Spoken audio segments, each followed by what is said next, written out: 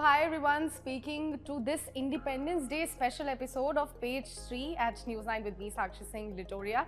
Should I be calling them Prateek and Sunny or should I be calling them Vishnu and Murtaza? मुझे पता नहीं चल रहा है क्योंकि इतना convincing role निभाया है इन्होंने in the upcoming series on Netflix. सारे जहाँ से अच्छा, you can clearly see it through the background here. I loved your performances, by the way, guys. You nailed it. Prateek, let me begin with you. मैं थोड़ा geopolitical question भी इसमें include करना चाहती हूँ because something very critical that has been touched upon in the series in the very first episode was the angle of how arm twisting West has been doing. And it is more relevant in today's scenario because we are looking at a strained relationship between India and the US. आपको लगता है कि अभी तो ये series देखना is even more important to understand their perspective towards us? Yeah, it makes a lot of sense. The context is, I guess you can relate this context anytime. We are talking about 1970s, where a lot of, defining incidences were happening all over the world and most of our country. Even today, the way, other countries look at countries like India. Back then we were underdeveloped. We were like third world country. Now we are almost developing country.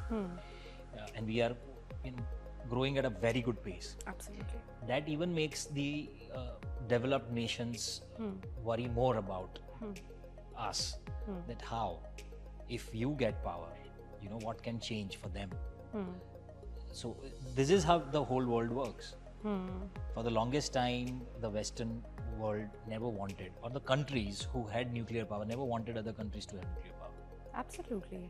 Absolutely. And the patronizing thought behind that was that they'll not be able to, secure it. They'll not be able to sustain it.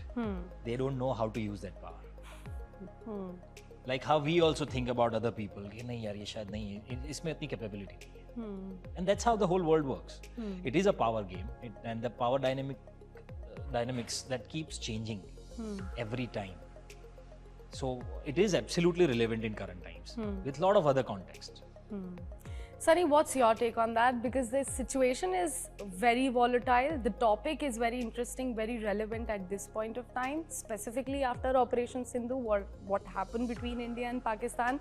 A very critical dialogue of Rajat sir in the series would be, I am surprised how Western countries ignored the fact that Pakistan is trying to achieve something like that when they lectured us.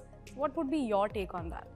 तो talking about Jio politics, ये series इसलिए भी बहुत relevant है जो कि मैं कह रहा था कि जिस इरा की हम बात कर रहे हैं 1970s, उसके इंसिडेंसेस तो हैं जो फैक्ट हैं, लेकिन ये बहुत ही फिक्शनल तरीके से बनाया गया है. लेकिन असली बात ये समझ में आती है कि जो वेस्टर्न कंट्रीज हैं या जो भी अलग अलग कंट्रीज, वो कितनी फियरफुल जी रहे हैं, कितने इनसिक्योर हैं कि कोई दूसरा और पावरफुल ना हो जाए. And that's how it has been operational.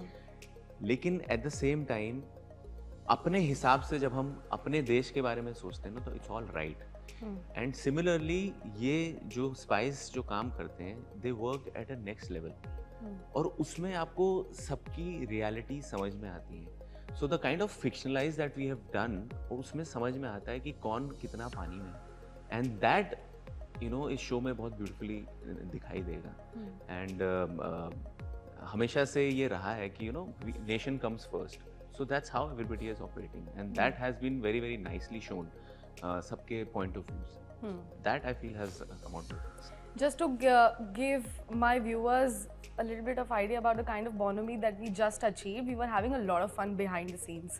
मैं जानना चाहती हूँ कि रोल्स तो आपके बहुत सीरियस हैं, टॉपिक काफ़ी सीरियस है. Were there any moments on sets जहाँ पे बस हंसी निकल गई and director is continuously saying कि भाई साहब प्लीज़ थोड़ा हंसी आप लोग कंट्रोल करें because it's a serious topic? Were there any instances? नहीं, बहुत सारे इंस्टेंसेस हैं. जैसे एक इंस्टेंट मुझे याद है जब तो एक जो सीरीज में ऐसा है कि we are trying to understand the trail of money. पैसा कहाँ से कहाँ रूट होके कहाँ से ये सब चीज़ें हो रही हैं. अब उसमें इतने सारे नाम थे और trail of money is so difficult कि मुझे जब वो सीन आया कि पैसा यहाँ से यहाँ जा रहा है, फिर यहाँ जा रहा है, फिर यहाँ जा रहा है, यहाँ से ये घूम के फिर यहाँ से सारे आम जा रहे हैं. मैं पहले तो स्क्रिप्ट के साथ बैठा हूँ, एक मिनट पहले मुझे समझ ले दो कि ये एक्चुअली हो कैसे रहा है. वो प्रोसेस समझ में आएगा तो मैं बोल पाऊंगा। हाँ। अब मैं बोल रहा हूँ, समझ रहा हूँ और उस सीन में मुझे सिगरेट पीना था। तो मेरे एक तो मैं I am not a smoker, तो मेरे लिए वो हर्बल सिगरेट हमने मंगाया था कि हम उस हिसाब से सीन में लेंगे। वो हर्बल सिगरेट ख़त्म हो गया, तो दूसरा बोले सर बाहर पेटी में से ला रहे हैं, सीन रेडी था। तो मैंने कोई नहीं, अभी मुझे याद है पूरा कि कैसे करने वाला हूँ मैं, सो आई एम रेडी। तो किसी एक एडी के पास सिगरेट था, मैंने उनका सिगरेट लिया कि आप दीजिए। बोले सर पर ये ओरिजिनल वाला। मैंने चलेगा ना, मुझे कहाँ ओरिजिनली में, मतलब वो तो एक ही फैग में निकाल देंगे, क्योंकि सीन हम आधा शूट कर चुके थे, तो आधा सिगरेट से शुरू करना था।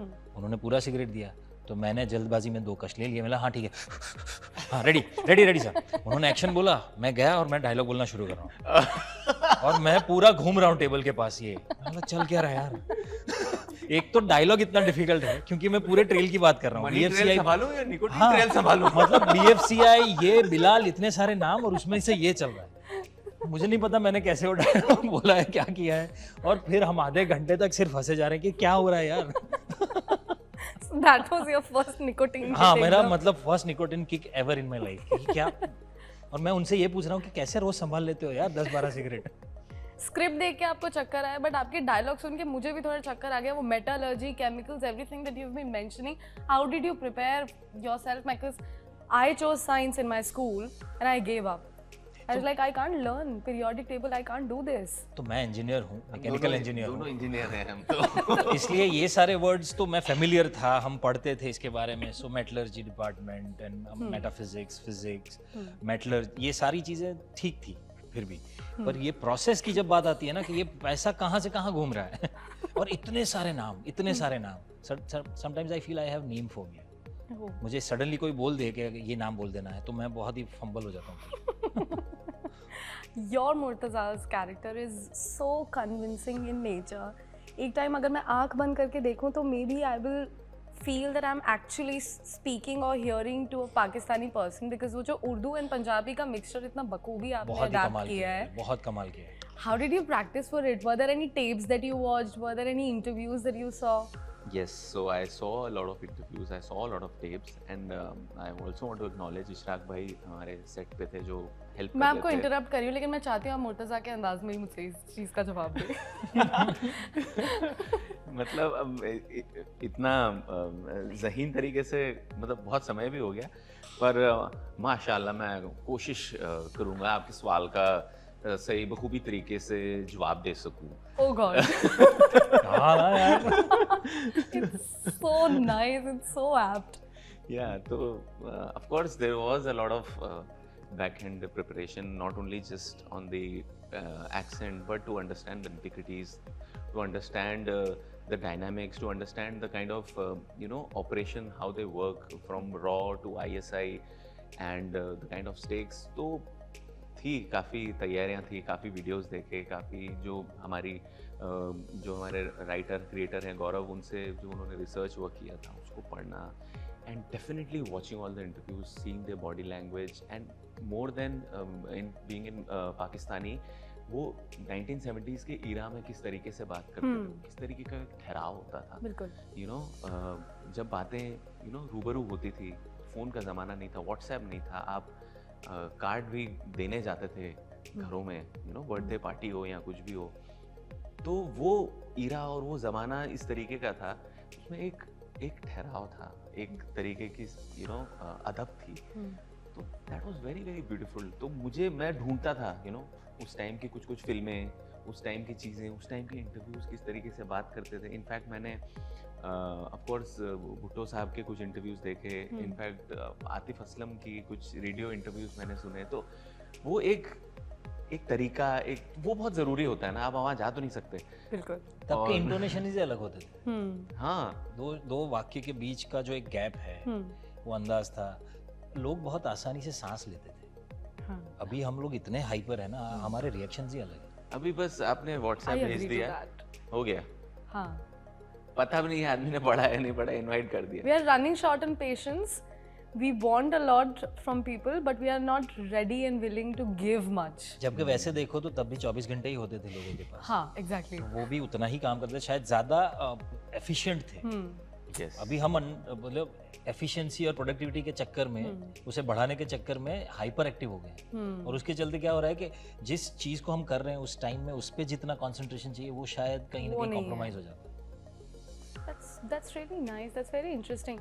प्रतीक, एक और चीज़, क्योंकि ये टॉपिक इतना ज़्यादा सीरियस है and because we have already spoken about how relevant it is going to be specifically on the release date and also what the condition is with us and also other countries related to us और our allies.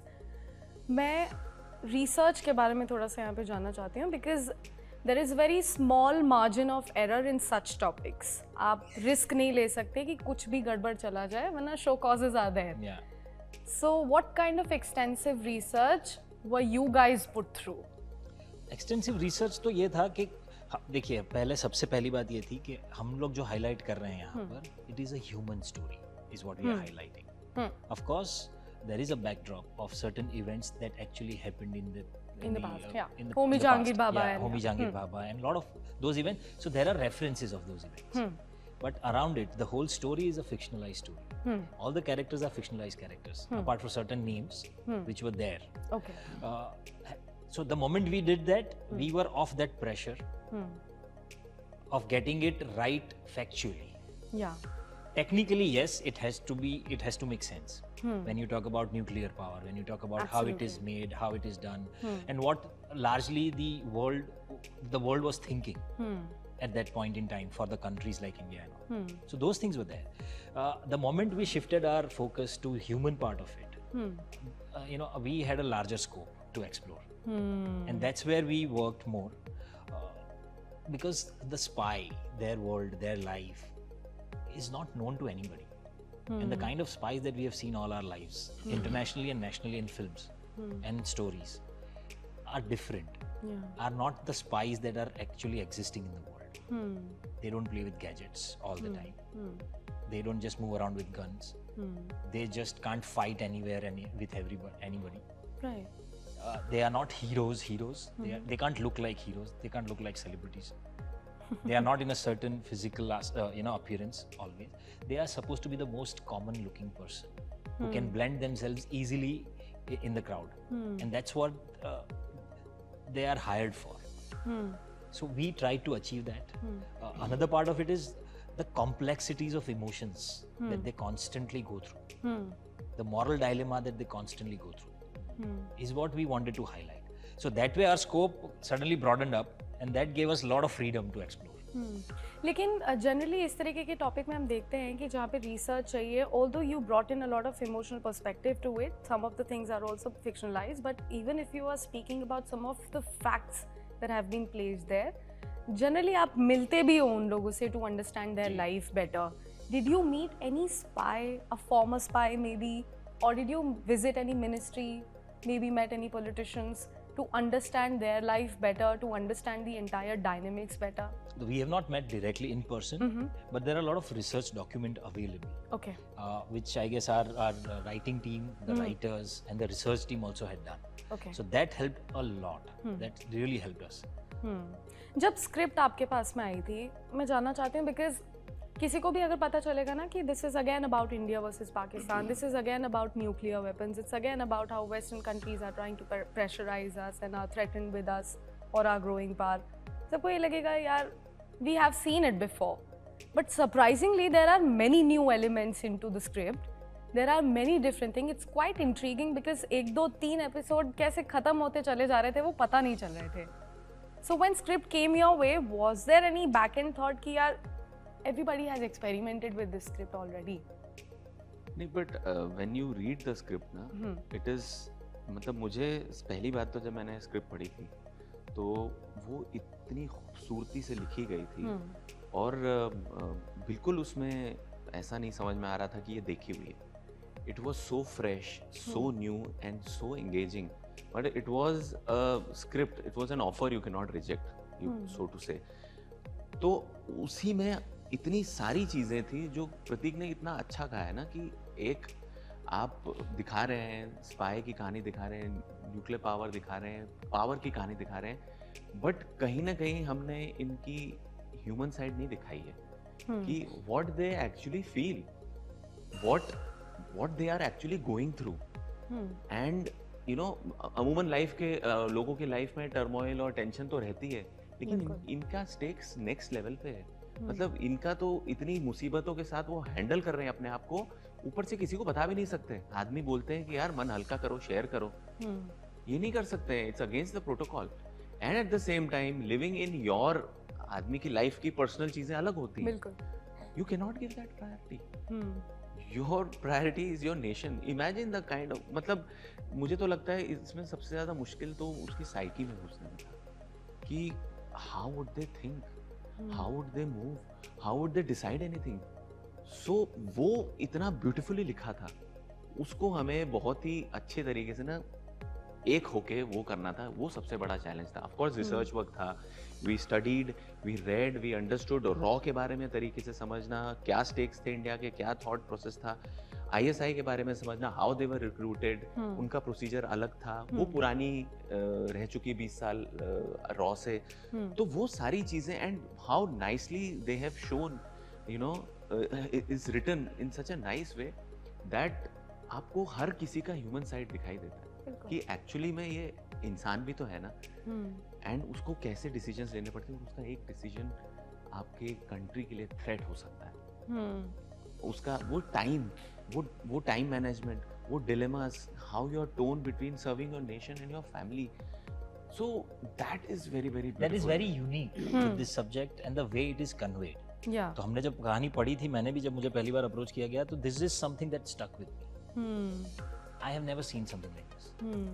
हमने बहुत सारी war films देखी है, बहुत सारी spy thriller, spy films भी देखी है, पर ये जो एंगल है ना, इसमें क्या है, मुर्तजा मलिक दुश्मन देश का स्पाई है, पर एक पार्ट पे कहीं जगह पर आपको इनका ह्यूमन साइड ऐसा टच कर जाता है that you can connect with him also, because ultimately he is also serving his nation. Here Vishnu is also serving his nation. कौन सी चीज सही है, कौन सी गलत है, ये सीधे सीधे तौर पे बता पाना बहुत मुश्किल है इनके लिए। And self confusion also, because आपका आपके भाई के साथ बॉन्ड, आपका आपकी बीवी से इतनी सारी चीजें छुपाने का bond, at the same time serving your nation, doing your duty, staying true to your shoes, that's also very और डिफिकल्ट। सुहेल का जो कैरेक्टर है, जो कि ऑन ग्राउंड स्पाई है, जो वो एक बहुत ही खूबसूरत लाइन है उसकी कि यार मुझे ये भी नहीं पता कि जिस लड़की से मैं प्यार कर रहा हूँ उससे प्यार भी करता हूँ कि सिर्फ इन्फॉर्मेशन निकाल रहा हूँ। एग्जैक्टली। अब ये कितना कमाल का डायलेमा है, ये आप सोचिए कि अंदर आदमी कितना टूट रहा होगा, उससे नहीं पता कि वो सही है, गलत है, कि वो इंसान भी है या राक्षस है, क्योंकि वो मॉरल लाइन रोज क्रॉस करनी पड़ती है उसे। दूसरी एक बहुत कमाल की लाइन थी इसके बारे में जब हम डिस्कस कर रहे थे कि एक अच्छा आदमी अच्छा स्पाई नहीं बन सकता। तो आपको नहीं पता कि आप अच्छे हो या बुरे हो, और आप इस गिल्ट के साथ, इस प्रेशर के साथ अपना जीवन चला रहे हो, वैसा भी नहीं कि normal, high stakes, zero margin for error. आपका एक छोटा सा गलत मूव पूरी कंट्री साफ कर सकता है। एब्सोल्युटली। तो ये हार और जीत सिर्फ आपकी अकेले की नहीं है, एग्जैक्टली। उससे करोड़ों जिंदगियां जुड़ी हुई हैं। And there is another scene in the series, I would say it's in second episode I believe, where Tilotama is actually speaking to you and she has asked you very beautifully with confusion in her eyes कि मुझे बता दो कि आपकी नौकरी में खतरा है, and then you don't say anything and she's like ये मुझे पहले क्यों नहीं बताया। So coming from a woman's perspective also, it was very beautifully portrayed. Yeah, and ये इनकी रोज की लाइफ हो सकती है। And it's a very simple scene, like on a daily basis you can't keep yourself in their shoes because they are doing whole together पूरा different job that you have just heard about, you have seen in movies, playing different actors। और उस time पे आपको तिलोत्तमा का character कितना सही लगता है। Absolutely। आपको लगता है कि हाँ यार इसके साथ कितना गलत हो रहा है, उसे ना चॉइस मिली इस बात की और उसे खेला गया। And one more interesting thing is that we have seen movies around RAW and ISI, but bringing Mossad also into the picture, CIA and Mossad both, yeah। ये बहुत बड़ा हाईलाइट था बिकॉज बहुत सारी फिल्म्स में एंड बहुत सारी series में मैंने नहीं देखा है that they touch upon our allies also, our partners also, what is their role in providing us the inputs और अस हेल्पिंग देम आउट। वो पूरा एंगल समझना, I believe you guys have done a commendable job to understand that. Thank you. I take this compliment for the whole makers, team, yeah. writers, director. I mean, Everybody. it's all to them, the way they envisaged and the way they could execute it. Absolutely. I also want to ask you your experience while working with Rajat sir, because sir आप मतलब automatically sir ही निकलता है मुंह से when I take his name. बिल्कुल, ये तो दूसरी बार कर रहे हैं, मैं बता देता हूँ। मेरे उनके साथ सीन नहीं थे, बट मैंने जब देखा तो मुझे ऐसा लगता है कि the man transforms like how I mean so beautifully. Technical चीज़ें भी इतनी रवानगी के साथ वो इंफॉर्मेशन भी पास करते हैं, ऐसा लगता है so much is going inside and yet it is communicated. मतलब कुछ ना कुछ चलता रहता है बिना दिखे. So I thought it's amazing. और उनका वो जो एफर्टलेसनेस है ना एक किसी भी कैरेक्टर में, जैसे उनको कल किसी ने पूछा था कि how do you prepare for your role, he said I just change my hairstyle and precisely he just does that much. वो लेस इज मोर वाला जो चीज है ना परफॉर्मेंस के लिए, he lives it and every time you see him. मतलब I had scenes with him. Scam में भी था, इसमें भी था. He just doesn't do anything. वो इतना कम करते हैं और इतना नपातुला, इतना इजी होता है उनका परफॉर्मेंस कि उसके सामने आप अपने आप उस कैरेक्टर के साथ you just reacting. So that makes even your job easy. He tends to make you nervous. No, never. नहीं? No. He's very easy to work with. Very chill. He's very chill. Okay, last but not the least, I would like you to look at our camera, request the viewers why should they be watching सारे जहां से अच्छा. सारे जहां से अच्छा release हो रही है नेटफ्लिक्स पे 13 अगस्त को. अब ये क्यों देखना चाहिए? पहले तो इसका नाम ऐसा है कि आप आई एम श्योर आपको अपने आप इच्छा होगी इसे देखने की, पर स्पाई की दुनिया के जो लोग हैं, हमारे जो एजेंट्स हैं, किस हिसाब से काम करते हैं, उनका जीवन कैसे चलता है, उसे दिखाने का एक प्रयत्न किया गया है. एंड आई एम श्योर ये इतना फ्रेश है कि आपको बहुत मज़ा आएगा. तो just give it a shot. सारे जहां से अच्छा आ रहा है 13 अगस्त को नेटफ्लिक्स पे. आपको अगर नाम से तो I think we are sold, we should watch it.